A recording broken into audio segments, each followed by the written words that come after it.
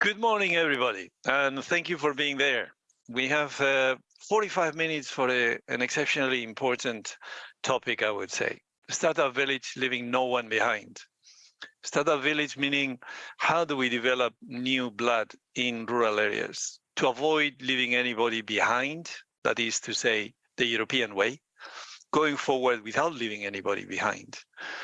How do we develop new companies in places that are facing aging, depopulation? I recently read a report by McKinsey saying that by 2030, and I hope it is not true, 40% of the population in Europe will be living in regions with declining job opportunities, while at the same time there is a problem in filling vacancies. Do we want this kind of concentration of activities and opportunities in just 48 global cities in our geography? Do we need to respect and promote the places from where most of our elders come from and provide them with new economic opportunity instead of having to, impose on our youth the need to migrate to have, a decent career and exciting jobs? Well, this is the topic of today. This is a fundamental one. And I cannot think of a better, group of speakers to speak about it in a holistic way, from different perspectives, from the public sector, from the universities, from the companies themselves, from the academics that have studied the concept and the challenges. And let me start by introducing them. Andras is not only the head of innovation policy in the Director General for Research and Innovation, he's also one of the persons that was behind, he doesn't say it, the new European innovation agenda, working hard, and I can testify to that from the inside.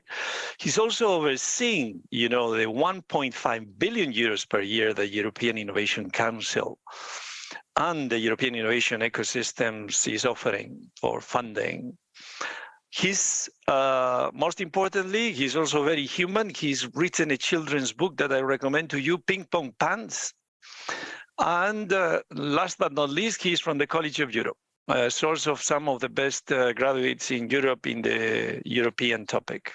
I'm one of them, but don't tell anybody.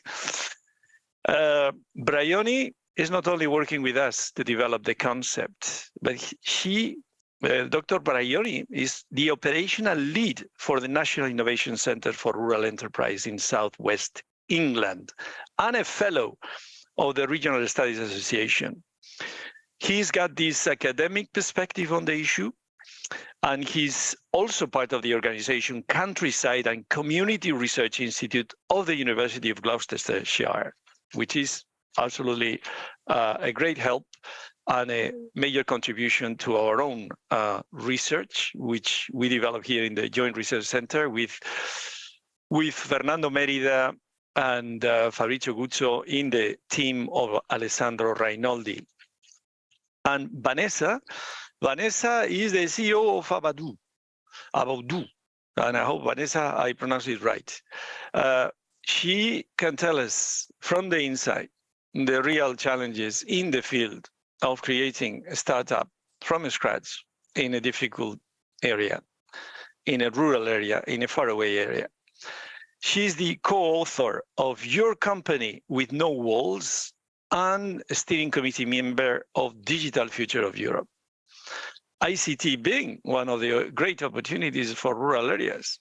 And I would like to discuss later with Vanessa what she thinks about digital nomads, which is very popular. But are they coming to places just to cherry pick the best things that a place can offer and then leave for another one? Or are they people that are coming to stay and be part of the community and contribute? That is one of the things that I am in two minds. She's been working for 20 years with leading Fortune 1000 companies and with high growth startups. So she's got the legitimacy to enlighten us about all this together with Andras and together with Braioni from a different perspective. And then last but not least, Evelyn. Evelyn is the head of the bioeconomy office, Hohenheim. Why is this important? Because in rural areas, maybe you are close by to a university, a source of talent. This is one of the few sources of talent that you can exploit in those settings. And bioeconomy is a great opportunity. You know, we just had a report identifying the GRC the possibility of nearly 1 million jobs up for grabs in the green field. And these are probably many of them could be local jobs. So, and this is out of the bioeconomy, out of renewables and many things. So, without any further ado, I'm going to start by Andras. Andras, a difficult question. What are the policy instruments managed by the Directors General that can help us in this effort? And how these kind of policy instruments that you may be dealing with are coordinated, because this is always a problem for the people out there. You know, they see all these acronyms and say, oh my goodness, I mean, they tell me there are money available, but there are so many acronyms, I don't know where to go. So how do you go about this problem? Thank you so much, Michael, and very good morning to all of you. Thanks for the opportunity to be here with you.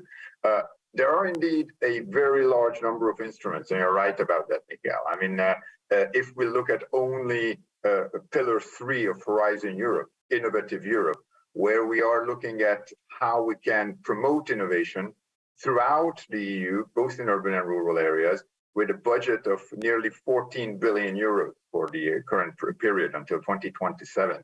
And this is the program which really supports the kind of disruptive and market-creating innovations which rural areas also need to benefit from better. So the crown jewel in this setting is the European Innovation Council, with a budget of more than 10 billion euros for this period. And this is the instrument, this is the support mechanism which really identifies and supports breakthrough technologies, game-changing innovations, which will then have a potential to scale up really internationally and become market leaders wherever they are founded in the EU. And it supports innovation at all stages. Starts from research and development, goes to validation, demonstration of breakthrough technologies, and then the development and scaling up of startups and SMEs. So that's one big chunk of the money. The other instrument we have is European Innovation Ecosystems, which really looks at how ecosystems, innovation ecosystems, can be strengthened and better connected. How can we bring in particular, less developed regions, including rural areas occasionally, to the overall European innovation ecosystem? Now, we also have dedicated funding instruments for widening countries which are lagging behind in their innovation capacity. So these are actions which will contribute specifically to building research and innovation capacities in these countries, a budget of about 3.5 billion euros. But the interesting thing is that there are very few actions which would be specifically dedicated to innovation in rural areas. In fact, I was trying to dig some of the EIC data, European Innovation Council data, whether we can pinpoint benefits going to rural areas. And you can see some of the calls in area, for example, in the area of agriculture or bioeconomy, which will probably benefit to a large extent rural areas, even if the innovation activity is not happening necessarily in those areas, as many of the beneficiaries might be operating in the urban areas. Now, we do have Pillar 2, where we have more dedicated funding. So we have calls dedicated to things like smart solutions for smart rural communities, where we would be empowering rural communities and smart villages. But I would say that that's probably still the exception. So that's why we also developed the new European Innovation Agenda that Mikhail mentioned. One of the big recognitions in that agenda is that the innovation divide remains. In some areas, it has become even stronger between European regions. And there is a huge potential for rural areas to benefit from new innovation. Not only startups, I would say, also scale-ups. One thing that we support startups in these rural areas, we also need to make sure that once they scale up, they remain and keep the benefit in these areas. So I will not venture into too much detail, but there are a number of actions in this agenda. For example, the creation of regional innovation valleys, which would very much bring in some of the less developed regions, looking at those priority areas, reducing reliance on fossil fuels, increasing food security, digital transformation, healthcare circularity, where we can bring in these less developed regions and support them through the existing funding instruments that I have mentioned. Well, thank you so much, Andras. It shows that the opportunity is there, the money is there, also a sensitivity with this new innovation agenda, but also, in your focus on this gap, between regions that you're particularly, identified and trying to solve. Then, Bryony, if I may, on the concept of a startup village, is it well-founded? What are the boundaries of this concept? And maybe you want to comment on also, and Vanessa, on the issue of female entrepreneurship in rural areas, because this is not only close to the heart of our commissioner, who is responsible for this idea of startup villages and the European Innovation Agenda, together with other colleagues. And we also saw in most of the studies we've taken into account for our own research that the role of women in rural areas is critically important to settle population and to open new avenues for the future. So, Bryony, please, the floor is yours. Thank you. So let me start with that question about what a startup village is, and then I will perhaps hand over to Vanessa to talk about the issue of female entrepreneurs. So the idea of a startup village comes to us, and I think this is quite exciting, from the EU's long-term vision for rural areas. And I know many listeners will know that there was a good consultation about this. So a lot of the ideas are coming from rural communities and researchers and experts themselves. So the startup village concept is really trying to talk about how can we make rural areas stronger. And in my work that was mentioned at the beginning with colleagues at the Joint Research Centre, we wanted to define a startup village concept as a place that embraces innovation and entrepreneurship as a way to unlock development potential in our rural areas, but also, and this for me is very important, to support well-being. So it's not just about, as I think Andres has said earlier, having businesses that come in and scale up and go out, but to say how can we make these areas better places to live and work themselves for everybody. So for me, we're doing a couple of things here. We need to combine the local place and its assets and its potential, and the people who live there or who might want to live there, and also the purpose of the innovation. And we need to be combining that with external knowledge, connecting our rural areas to the innovation ecosystem in Europe, as Andres has said, with resources to make sure that they can start up and scale up and access what they need, and with markets as well, because of course you cannot be a successful entrepreneur without demand for your business. So we need to try and bring these things together. And perhaps with that comment, I might hand over to Vanessa or another colleague to speak about female entrepreneurs. Very good. Thank you so much, Bryony. Vanessa, you have this challenge passed on by Bryony, but also, if Evelyn wants to comment, is how do you support these new companies in rural areas, and with a special focus on a second stage to female entrepreneurship? Please. Okay, thank you. Well, I guess to give some background, Abodu started in a village. In fact, it didn't even start in a village, it started in a hamlet. So we don't even qualify to be a village. And the fundamental requirement we needed was connectivity, of which at the time it wasn't there. So now that we're seeing the rollout of connectivity, and certainly in the last 2-3 years as a result of the pandemic, employers are seeing the potential of remote working. This is an amazing opportunity for villages to become startup villages right across Europe. We've been doing a mapping exercise at a high level to see how many villages are there accurately across Europe, but we're currently, we've mapped over 40,000. And the work that we're doing specifically for European startup villages is really interesting. Bryony mentioned there about really understanding the assets. So when you think about 1 in 4 workers right now, as a result of the change in how we work, are reconsidering where they're living. When they go online to look at information to evaluate new locations, it's predominantly tourist information. So what we have started to do with villages in Germany, Bulgaria, and Spain is starting to send ambassadors on the ground and map their assets to see what are the challenges they're facing. From a female entrepreneurship, from a rural unemployment, from a social infrastructure, have they got the connectivity?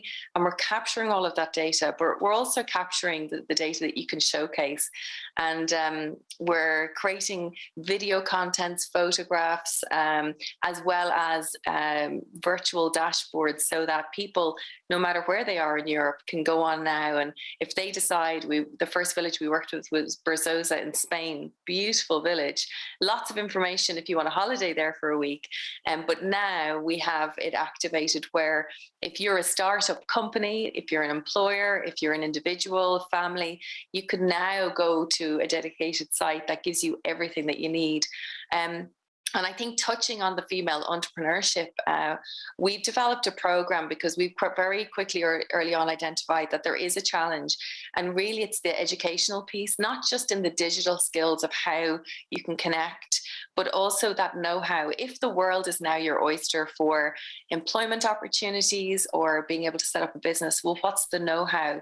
So one program we've co-developed is called My Work-Life Vision. And we're actually going to be back in Spain in 2-3 weeks' time with Huawei. And they've selected female entrepreneurs or future entrepreneurs from 15 different rural locations across Europe who will go through a full academy. And the program that we're bringing to it is around, if the world is now your marketplace, how do you connect for job opportunities? How do you start a business from a rural area? And we're excited about this because it's fully digital, fully online. And I think that's going to help the female side. But I've always believed from day one, doesn't matter what you do, women inspire women. And I think the more examples that we can give women in rural areas of other women that have done it, that will inspire many. Thank you so much, Vanessa. If I may, just to push you into a bit further, because this is extremely interesting for us. And I mean, if I am the mayor of a small city in Castilla, and, I realize that I'm just publicizing my city in terms of tourism, and I say, well, there might be an opportunity here. What do I have to have? I mean, it is clear connectivity. What kind of connectivity? ICT for sure. To what extent co-working spaces or investment opportunities? What would be the list of 3, 4, 5 things you would recommend a mayor to have in their village to promote it in those terms, Vanessa? Yeah, I know it will be difficult and it depends on place, but if you can risk it, please. And the same goes to all the others, please. Yeah, and I'd love to touch on the point that you said at the very beginning about, is it a good or a bad thing to have digital nomads land in your village? Because I think the first thing the village needs to work out is who is their target. Is it digital nomads, or is it, the 1 in 4 of us who have young families that are now saying, actually, I can't buy a bigger house where I'm living in the city. I want a better quality of life for my children. And these are all things I went through with my husband. And where could I go? But we need to make it so easy for them to make the decision. I know when I moved to the village I'm in, there wasn't the co-working space at the very beginning. And as soon as that opened, it was a game changer.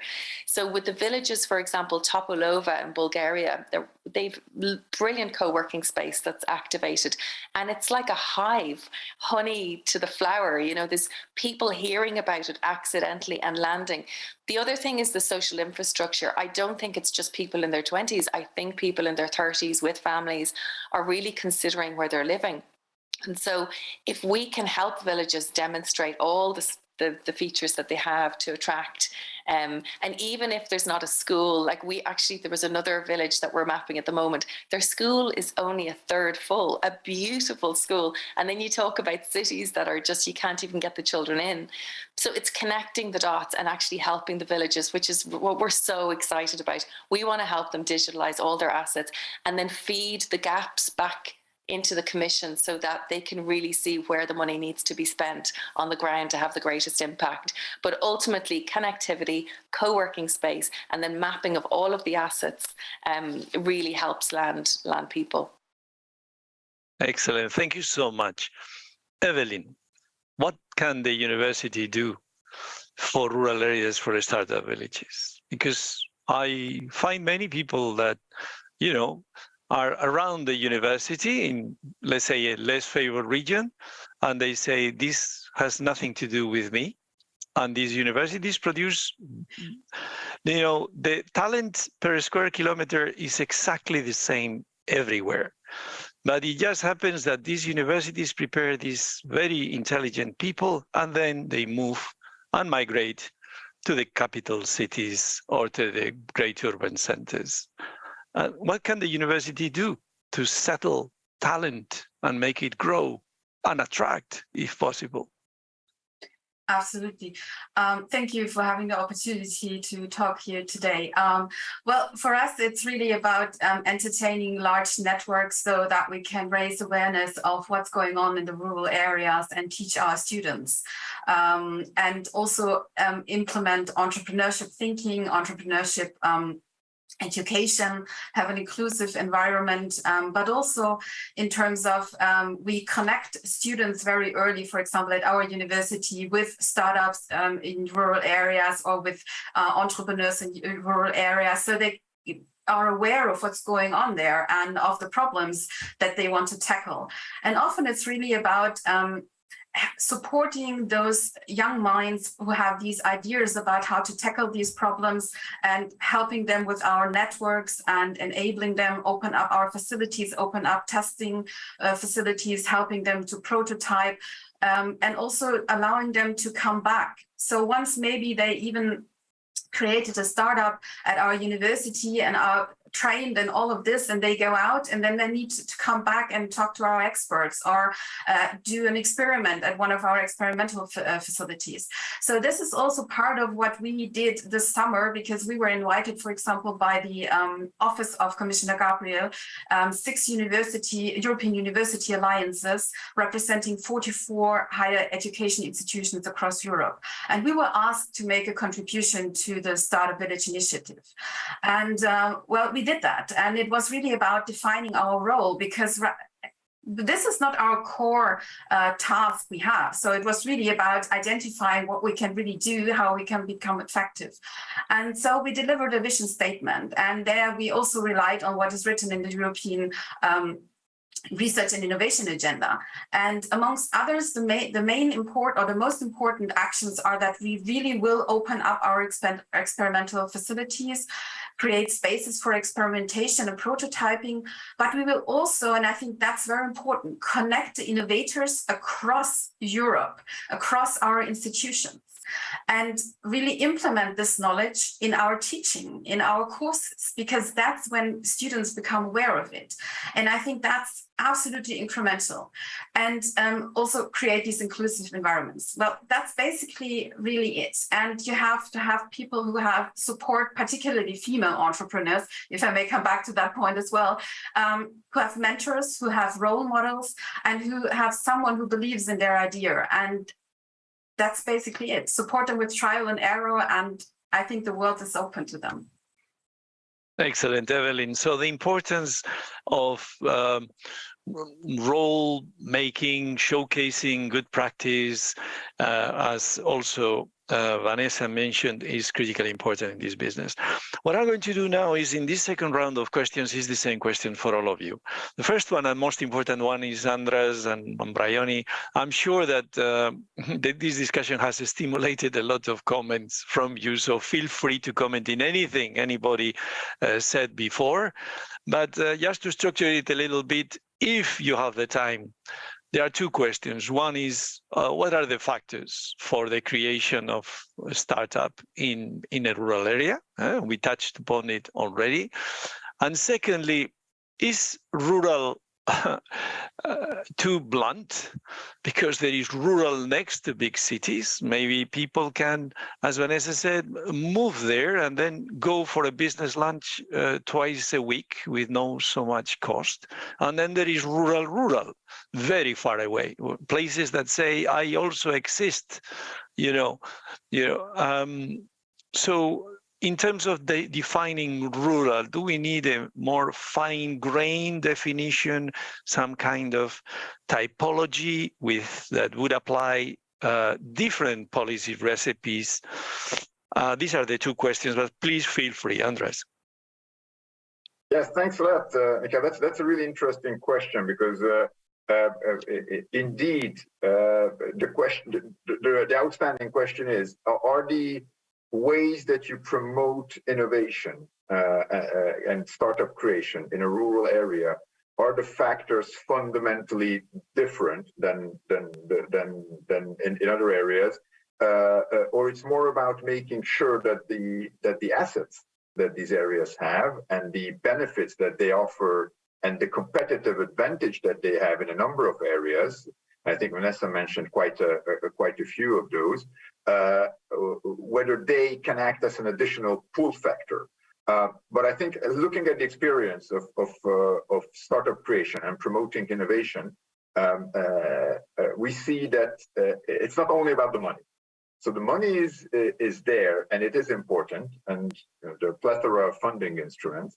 But if you really want to create a successful ecosystem, whether local, whether regional, or broader, you need to bring in the talent. You need to be able to bring in the talent. And, you can do that with many things. Indeed, the environment, the housing, the school factors, they play a role. There are a number of talent attraction schemes that can be launched in addition to that by local or regional authorities. It's also about the framework conditions, regulatory framework, which is more conducive to innovation in a particular area. It's also about the data. That was an extremely important point. If you don't have the data of what drives innovation in these areas, what are the assets that are there, what are the challenges, you will not be able to succeed. And fourth, the connectivity. Because indeed, connectivity in two senses: the hardware and the network type of connectivity, and that applies, of course, for urban innovation as well.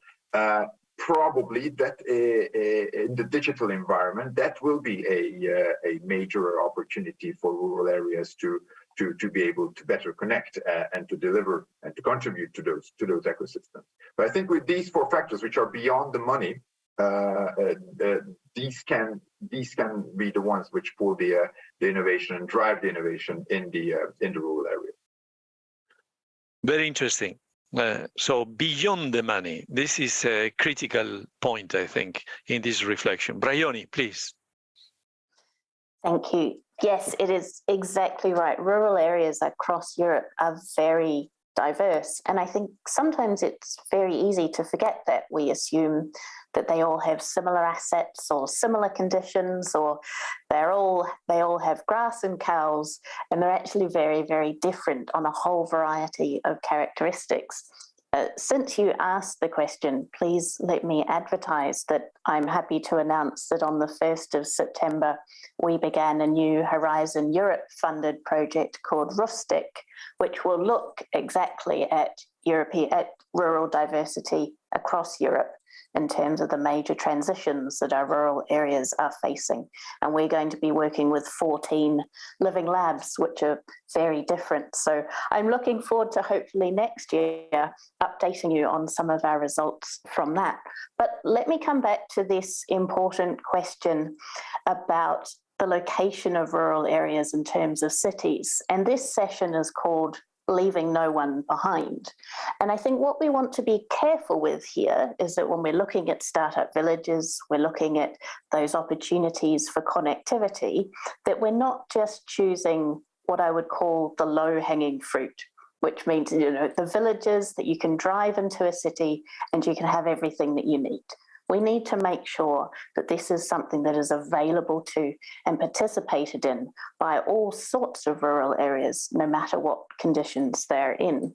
And I think I really want to reiterate the point that so many of the other speakers here today have made about connectivity. And for me, from my perspective, in terms of thinking about ecosystems and the assets that entrepreneurs need, it's not just about what you can connect to, but it's about what you can access and also what you can perceive that you can access. So, and for example, sometimes that takes training or it takes learning to learn how to get online and find financial advice or find business support systems through that. So it's not just about having the internet connection, it's knowing how to use it. And that's something that we can offer a lot of support on in villages themselves. I think I shall leave it there and hand on to the next speaker. Thank you so much, Bryony. Vanessa, please. Beyond the money, city halls don't have an economic development department. They cannot afford it. They have hammers, they only see nails. Who is going to reflect in a small village about what is needed to attract and make talent grow? Is it just a clever mayor, or how do you build coalitions of stakeholders to develop this thinking and strategy and going beyond tourism? Please, Vanessa. We activated the work. The liveworkdestinations.com is the website that we're using for the work with the Commission, and we activated this in June, July, and we assumed that a lot of the data that we could capture would be online, and became very apparent straight away that it was not there. The data was missing that could connect the dots between people in villages, residents of villages with work opportunities, insights as to what digital training is needed, where, when, is it via co-working space with 5G or a digital truck if it's a very remote village. So one of the first moves we made was appointing a European Startup Village ambassador team that would go into the village on the ground, meet with the mayor, meet with the co-working space if there is one, and interview them as to what are all the challenges. And we're beginning to get a sense that it's the villages that appoint their own ambassador on the ground to have the remit to identify the funding.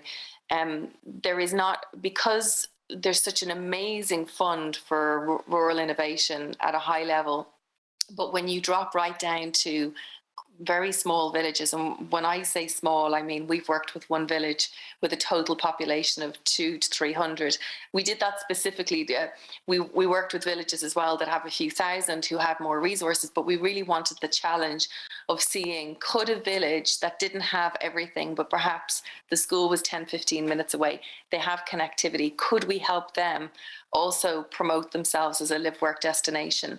And this is an on-the-ground movement, I think, whether it's educating, connecting. The other thing I'd say is technology can act in a beautiful way in this space. So we're currently focusing on mapping, but another area of our technology is actually matching, inclusive matching of marketplaces. And a dream of ours would be that if we can continue to get the support of the Commission and corporates in terms of mapping villages, we would love in time to be able to actually inclusively connect the talent of villages or returning talent back to Europe that has left Europe for opportunity and will happily live out anywhere. But if we can inclusively match, and by that I mean you can't see age, sex or ethnicity, you're matching purely on skills and the type of working model, you want to be fully remote or hybrid, with opportunities, it could transform villages. And one example I'll give just to finish, there is a town that we worked with very early on who had struggled to land an IT employer. They couldn't demonstrate the skills, but by going through this exercise of visualizing their assets and then starting to map the talent and then connecting the talent to potential employers, they landed an employer who is leveraging the co-working space, letting people work from home 3 days a week, 2 days in the office. And the economic impact has been into the millions because we needed to create coffee shops and hairdressers and all of the stuff to support the workforce that was landing. So I'm very excited if the funding can back the villages in being able to do this work, and we can give them the education. I'm truly excited that that scary statistic you said at the very beginning will be eliminated. Will bring employment into villages. Vanessa, maybe on the positive side, you do know that our colleagues in the Agri and Regio in particular, they have these considerable budgets and interest, and our colleagues in Agri with smart villages are working on all of these, and we will soon set up with together with them this rural observatory. And within that, linked to the startup villages, my colleagues have a small budget to have an interactive map where we will plot experiences of good practice, and maybe they need a conversation with you to see how to diffuse and expand the good job that you are telling us. And by the way, marketing is most welcome. These schooling grados that you mentioned, and also what Braioni said about this project, these are all things that people should know and maybe contact you for further inquiries, right, if you are available. Now, we have also, probably the universities have a big say, Evelyn, in many of the things we are talking about, in this connection, in this maybe also reviving these coalitions, public-private in villages, to think about how to attract people or to grow from within. Evelyn, please feel free on all this to express yourself. Yes. Well, I just wanted to say that the list of the other speakers is quite complete, but let me just complement with what we did across all 6 university alliances. So we did a mapping exercise and really try to understand how we can make really these startup villages happen, and what is really an enabling factor. And what came back most was that there should be some sort of community manager, a contact point, someone who really collects the information, brings people together. But there is also, and yesterday I was at a prize ceremony where there was really an inspiring keynote speaker, and he is one of our very dear friends, and he's an entrepreneur in a rural area. And what he said, and I think that's really crucial, is that we should educate young people to be pragmatic, to accept trial and error. And this is very different to what we do, for example, at the universities, where we want to really gather all the data, be very sure, do a lot of experiments. But I think in rural areas, when it comes to connecting with the companies there and also with the people there, it's be pragmatic and be curious and be courageous. And I think that's the mentality, and we should prepare our students for that. And also we have programs here, for example, at the University of Hohenheim, where students can get in contact with young entrepreneurs, with startups very early. They can do, for example, trainings there, but they can also do their thesis there. And we support them in our program with, for example, travel costs, and just to erase all the things that would prevent them from going into these rural areas.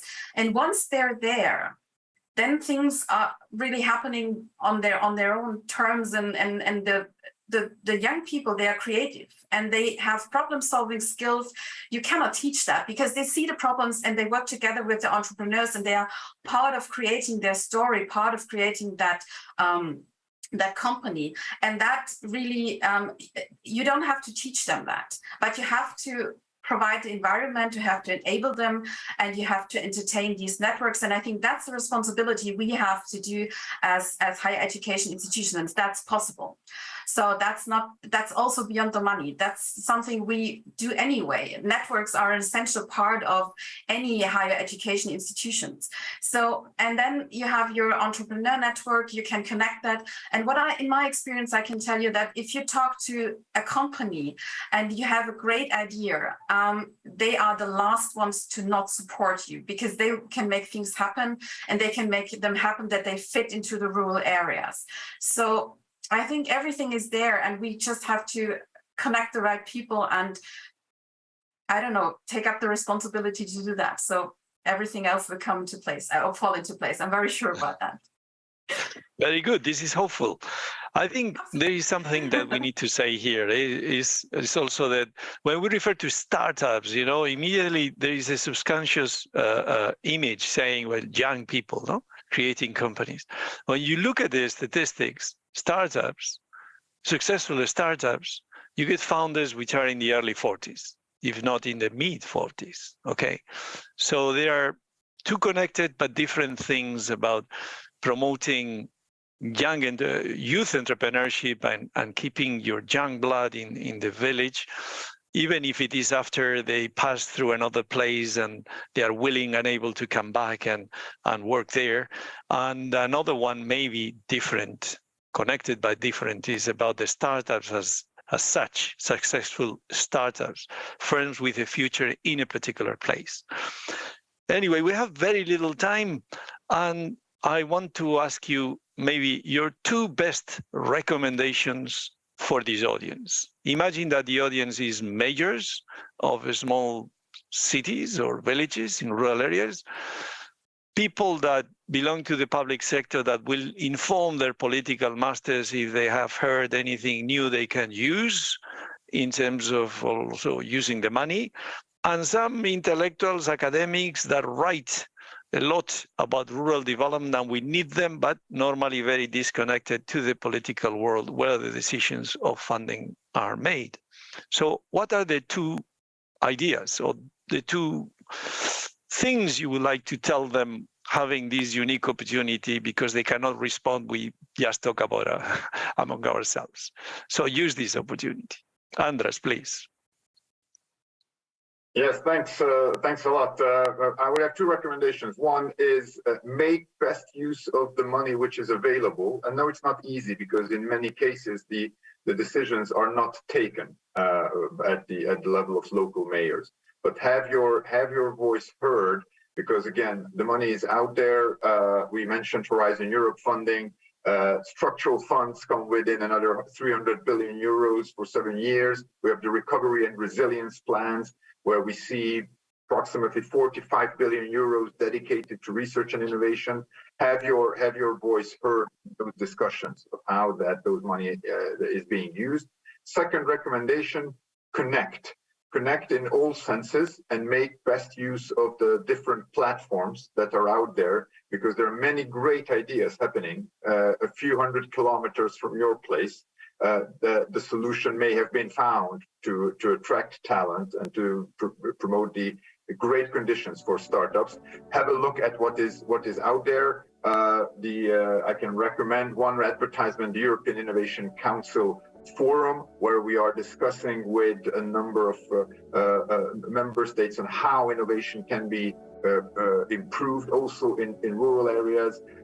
Try to be part of that process, share the information, and get better connected with your peers.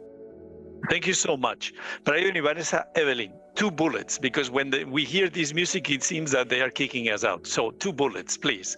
20 seconds for each one of you. You go. Please. Brayoni, Vanessa, Evelyn. Vanessa here, please, Vanessa. From Abodu.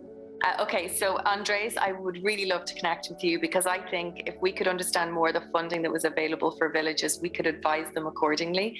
The second thing I'd say is any villages, any mayors that are on today, anyone of innovation that wants to transform village life, have a look at the work that we're doing with the Commission. Go to liveworkdestinations.com, have a look at the villages and email to us, liveworkdestinations.com. And if you're interested in getting your village digitalized, we'll see if we can help you connect to funding.